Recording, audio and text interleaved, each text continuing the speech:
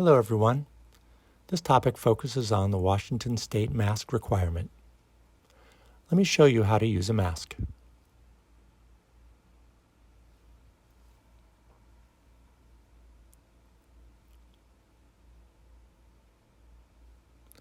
Remember, when you're wearing a mask, it needs to fit above the nose and below the chin, not below the nose or up above your chin.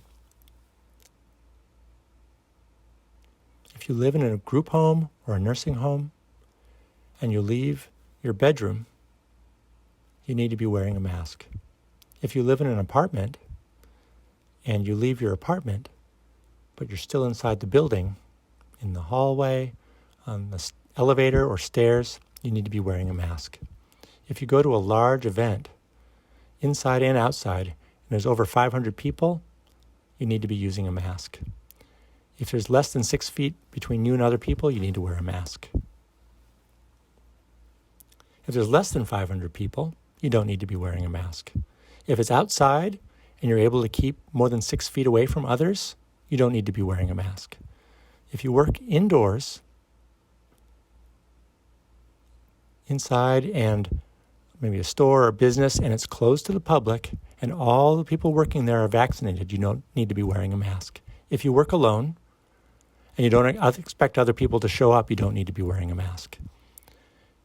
If you work in a small group and there's only a few people, and you stay together like in a private home, you don't need to be wearing a mask. If you play sports, swimming, or you're working out, running, you're a coach or a referee, you don't need to be wearing a mask. If you're asleep or eating or drinking, you don't need to be wearing a mask. If you're in the shower or a bath, you don't need to be wearing a mask.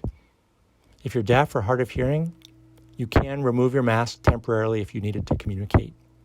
You can also request the other person remove their mask to help you with lip reading and reading facial expressions.